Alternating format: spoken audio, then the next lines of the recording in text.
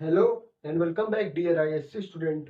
सो guys, आज की इस वीडियो में हम लोग बात करने वाले हैं क्लास 12th आईएससी का जो हमारा चैप्टर है डेफिनिट इंटीग्रेशन।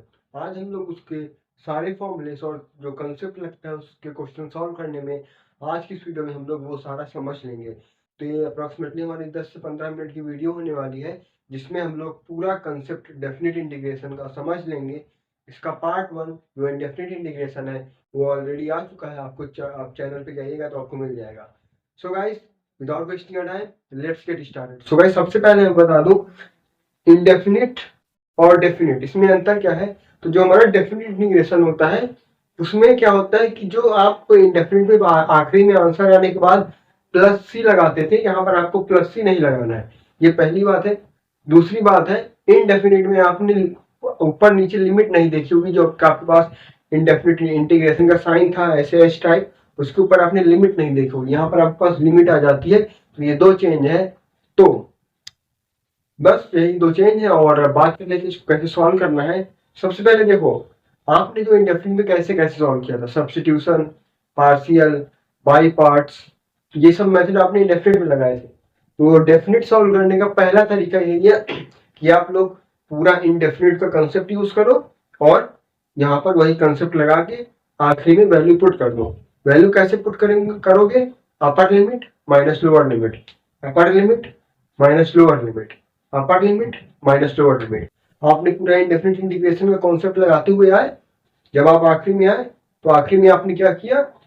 अपर लिमिट माइनस लोअर लिमिट लगा के वैल्यू डाल दिया, आपका आंसर आ गया। ये होता है आपका पहला तरीका, जो कि मैं प्रिफर नहीं करता हूँ क्योंकि ये किसी किसी क्वेश्चन में आपको फंसा देगा। तो एक जो दूसरा मेथड है वो ये है कि आप जैसे मान लीजिए आपको क्वेश्चन मिला, आपने क्वेश्चन सॉल्व किया या तो आपने सब्स्टिट्यूट किया होगा या कुछ किया होगा, तो एक दो स्टेप बाद आपको क्या लगेगा, जैसे मान लीजिए आपने सब्स्टिट्यूट कर दिया, उसके बाद जब आप dx को मान लीजिए आपने कुछ सब्स्टिट्यूट किया, मान लीजिए जैसे साइन इनवर्स x है उसको आपने t मान लिया, तो जब आप उसको सब्स्टिट्यूट करोगे साइन इनवर्स x को t के बराबर, तो आपका आ जाएगा sine inverse x 1/1 plus x square dx बराबर dt। तो वो dt के टर्म में आ जाएगा। तो आपका फंक्शन क्या होता है? f of x। आपका सब्स्टिट्यूट करने के बाद आ क्या रहा है? f of t। तो ये f of x dx, f of t dt, मतलब यहाँ पर dx है यहाँ पर dt है, एलिमेंट आपका चेंज हो गया है। तो यहाँ पर आपको क्या करना होता है, यहाँ पर आपको लिमिट चेंज कर देनी होती है, बदल देनी होती है। तो ये मैं बताऊंगा जब हमारा डिटेल वीडियो आएगा व्हाइट बोर्ड पर, तब हम लोग यहाँ पर जरूर बात करेंगे कैसे हमको लिमिट चेंज करनी है। अभी तो मैं आपको सिर्फ फॉर्मूला बता रहा हूँ। तो आपको क्वेश्चन मिला, आपने सब्स्टिट्यूट किया, सब्स्टिट्यूट करोगे तो आपको माइंड में हिट करेगा, भैया यहाँ पर तो dx था, यहाँ पर dt आ गया सब्स्टिट्यूट करने के बाद। तो आप लोग वहां पर क्वेश्चन में जितने भी x के टर्म है उनमें आप लोग वैल्यू डालोगे और सारी लिमिट को x से t में कन्वर्ट कर दोगे। होप सो कि आपको बात समझ में आ गया होगा। उसके बाद आप लोग सॉल्व कर लोगे, वो आपके लिए थोड़ा इजी पड़ेगा। तो यही तो मेथड है। पहला कौन सा है? आज मेरा थोड़ा गला खराब है तो सॉरी फॉर दैट। तो पहला मेथड क्या है? जो आप लगाते हैं इंडेफिनिट में लगाओ और बाद में वैल्यू पुट कर दो, अपर लिमिट माइनस लोअर लिमिट। और दूसरा मेथड क्या है? आपने लगाया, आपने कुछ सब्स्टिट्यूट किया, dx की जगह आपको dt मिल रहा है, आपने लिमिट चेंज कर दी और आपका आंसर आ गया अपर लिमिट माइनस लोअर लिमिट करके। तो होप सो कि आपको समझ में आ गया होगा। उसके बाद बात कर लेते हैं कुछ बेसिक कंसेप्ट। यहाँ पर आपको जो कांस्टेंट प्लस सी होता है वो नहीं लगाना होता है, बात मैं आपको बता चुका हूँ। दूसरी बात, जैसे मान लीजिए आपने लिमिट a से b f ऑफ x को आपको डिफरेंशिएट करना, मतलब इंटीग्रेट करना है। तो यहाँ पर क्या होता है? f ऑफ x a से b, तो आपने पहले डाल दिया f ऑफ a और f ऑफ b। तो f of b minus A करते हैं, f of a minus b नहीं। क्यों? क्योंकि a नीचे हमारी a लोअर लिमिट है, b अपर लिमिट है, a लोअर लिमिट है, b अपर लिमिट है। तो f of b minus A, upper limit minus lower limit, UL minus L L, upper limit minus lower limit. तो ये हमारा concept है। जैसे ही आप लोग a से b f ऑफ x को इंटीग्रेट करते हो तो आपका आता है fb माइनस fa, मतलब जो अपर limit minus lower limit. Hope so कि आपको समझ में आ गया होगा। और जो यहाँ पर एक और कंसेप्ट आता है definite integration as a limit of sum, वो आपके सिलेबस में रिड्यूस हो चुका है और वो कभी आएगा भी नहीं क्योंकि वो बहुत ही ज्यादा इजी कंसेप्ट है। और अगर आता है तो मैं उसको आगे बढ़ाऊंगा क्योंकि वो श्योर शॉर्ट, अगर वो टॉपिक ऐड हो गया है तो श्योर शॉर्ट क्वेश्चन वहीं से आना है, वैसे इसीलिए उसको हटा दिया गया था। काफी बार आ चुका है तो पिछले 2-3 सालों में उसको हटा दिया गया है। अब बात करते हैं, जैसे क्वेश्चन सॉल्व करने के लिए आपको कुछ फॉर्मूले याद करने होते हैं या कुछ आपको जैसे ट्रिक्स याद करनी होती है, तो यहाँ पर हमारे पास डेफिनेट इंटीग्रेशन में आपके पास कुछ प्रॉपर्टीज है जो कि आपको याद करनी पड़ेगी। ऐसा इंडेफिनिट में नहीं था, इंडेफिनिट में आपके पास कंसेप्ट था, आपको यहाँ पर डेफिनेट में कंसेप्ट लगाना है इंडेफिनिट वाला और कुछ प्रॉपर्टीज लगाना है, ताकि आपका क्वेश्चन जो इंडेफिनिट में 2 पन्ने का हो रहा था यहाँ 1 पन्ने में हो जाए। तो इसीलिए हम लोग प्रॉपर्टीज का जो है समझेंगे कितनी प्रॉपर्टीज है। 9 प्रॉपर्टीज है, जिसमें कि 4 से 5 बहुत ही ज्यादा इजी है और 4-5 कठिन है, तो आप लोग उसे याद कर लीजिएगा। तो पहली प्रॉपर्टी होती है ए से B F of x D X, इसको हम लोग लिख सकते हैं ए से B F of T D T, D X D T में कन्वर्ट हो गया, कोई दिक्कत वाली बात है नहीं। दूसरी प्रॉपर्टी आती है ए से B F of x D X, इसको हम लोग लिख सकते हैं माइनस बी से A F of T D T या फिर F of x D X. यहाँ पर क्या था, यहाँ से ए से बी था F of x D X, यहाँ पर बी से ए है F of x D x. तो इसके जब हमने क्या किया, लिमिट चेंज कर दी। अगर आपको लिमिट चेंज होती हुई दिखे तो आप लोग आगे एक माइनस लगा दीजिएगा। होप्स हो कि समझ में आ गया हो, यही कंसेप्ट था। तीसरा आता है, आप लोग किसी भी जैसे कोई भी फंक्शन है आप लोग उसको स्प्लिट कर सकते हो। कहां पर स्प्लिट कर सकते हो, जैसे मान लो लिखा हुआ है इंटीग्रेशन 3 से 8 और आपके पास दिया गया है मॉड के अंदर x-5। क्या दिया गया है, एक बार मैं आपको व्हाइट बोर्ड में सॉल्व करके दिखाता हूं, तो होप्स हो कि आपको समझ में आ रहा होगा। देखिए यहाँ पर हमारा क्वेश्चन क्या है, 3 से 8 और मॉडुलस के अंदर क्या है आपके पास x-5। तो यहाँ पर जो मॉडुलस फंक्शन होते हैं वो ब्रेक करते हैं कहीं कहीं पर, उनकी वैल्यू चेंज करती हैं।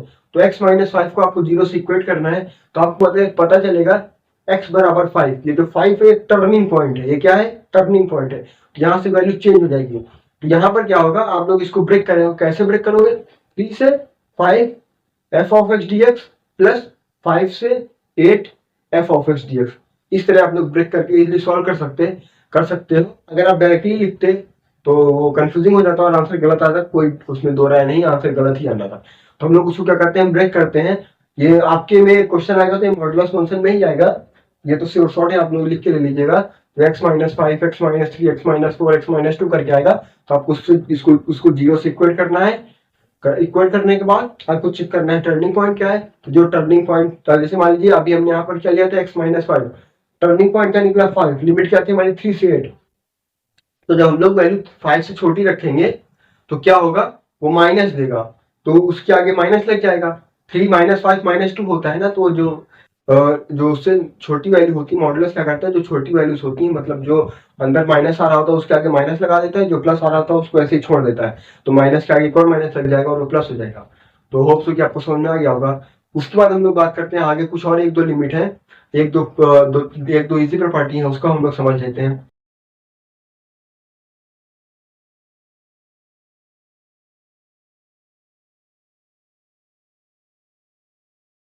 जैसे मान लीजिए आपके पास लिमिट ए से ए आ गई F of x D x, तो आपको हिंट लग ही गया होगा। अपर लिमिट माइनस लोअर लिमिट करेंगे तो आंसर 0 ही आने वाला है, क्यों, क्योंकि अपर लिमिट और लोअर लिमिट सेम ही है, ए। तो होप्स कि आपको ये भी आ गया होगा। अगला जो फॉर्मूला आता है वो हमारे पास बहुत ही ज्यादा इंपॉर्टेंट, अगली जो 2 प्रॉपर्टी है वो बहुत ही ज्यादा इंपॉर्टेंट होती हैं, जो 4 नंबर के सवाल में या आपको 2 नंबर के सवाल में देखने को मिलेगा जरूर। 0 से f of x D X, यहाँ पर हम लोग क्या करते हैं, जो हमारी लिमिट होती है उनको हम लोग ऐड करके x से माइनस कर देते हैं। लिमिट को ऐड करते हैं x से माइनस कर देते हैं। लिमिट को ऐड किया माइनस एक्स, लिमिट को ऐड किया माइनस एक्स। तो 0 से 0 प्लस ए क्या हुआ, a माइनस एक्स। तो हमारा 0 से f of x D x क्या हो जाएगा, 0 से f of a minus x. 0 plus a हो गया a माइनस एक्स, लिमिट का सम माइनस एक्स, काम खत्म। लिमिट का सम माइनस एक्स, काम खत्म। जैसा डी वाली प्रॉपर्टी देखो, इसी के बाद ए से B F of x D X, यहाँ पर क्या हो रहा है, लिमिट का sum a plus B minus X, काम खत्म। a से b limit f of a plus B minus X, काम खत्म। हो चुकी आपको भी आ गया होगा। अब यहाँ से मेरे पास एक और प्रॉपर्टी आती है 0 से 2a। अभी हमने क्या पढ़ी थी थोड़ी देर पहले, 0 से a, ये कौन सी है, 0 से 2a। तो 0 एस गाइस, अब हम लोग बात कर लेते हैं, वो थोड़ा सा इशू हो गया था, तो हम लोग अब बात कर लेते हैं प्रॉपर्टी नंबर 8 की। प्रॉपर्टी नंबर 8 क्या है, मतलब प्रॉपर्टी नंबर 7, 0 से 2a f of x D x. क्या है, 0 से 2a f of x D x, वो क्या हो जाएगा, 0 से f of x D x plus 0 से f of 2a minus x D x. Simple सी बात है, बहुत ही आसान है, आप लोगों ने इंडेफिनिट में आपने इसका कॉन्सेप्ट समझ रखा होगा। उसके बाद बात करते हैं प्रॉपर्टी नंबर 8, प्रॉपर्टी नंबर 9। ये बहुत ही ज्यादा इंपॉर्टेंट है। तो इसमें आपको एक 11th का कंसेप्ट लगाना पड़ेगा, इवन फंक्शन और ऑड फंक्शन। तो उसको मैं आपको समराइज कर देता हूँ। जैसे मान लीजिए अगर आपने एफ ऑफ एक्स रखा, आपके पास एफ ऑफ एक्स है और आपने उसमें माइनस डाला, अगर वो माइनस एफ ऑफ एक्स के बराबर आ रहा है, फिर से सुनो, आपके पास एफ ऑफ एक्स था, आपने उसमें माइनस डाला, एक्स की जगह माइनस एक्स डाला, अगर वो आपको माइनस एफ ऑफ एक्स दे रहा है तो वो आपका ऑड फंक्शन है। अगर वो आपको एफ ऑफ एक्स ही दे रहा है तो वो आपका इवन फंक्शन है। तो होप सो कि आपको समझ में आ गया होगा। तो मान लीजिए 0 से 2a f of x d x आ गया, तो अगर वो आपका इवन फंक्शन हुआ तो 2 बाहर, 0 से a F of x DX आपका आंसर। अगर वो ऑड फंक्शन हुआ तो 0। सिमिलर केस माइनस a से a F of x DX, अगर आपका वो इवन फंक्शन हुआ तो 2 बाहर, 0 से a F of x DX, अगर आपका ऑड फंक्शन हुआ तो आपका आंसर 0 आएगा। तो होप सो कि आपको समझ में आ गया होगा। मिलते हैं अगले वीडियो में।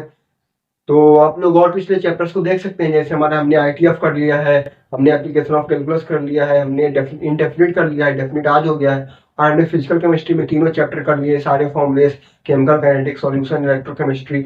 तो आप लोग जाकर देख सकते हैं। तो होप सो कि आपको समझ में आ गया होगा। मिलते हैं अगले वीडियो में, तब तक के लिए ओके बाय।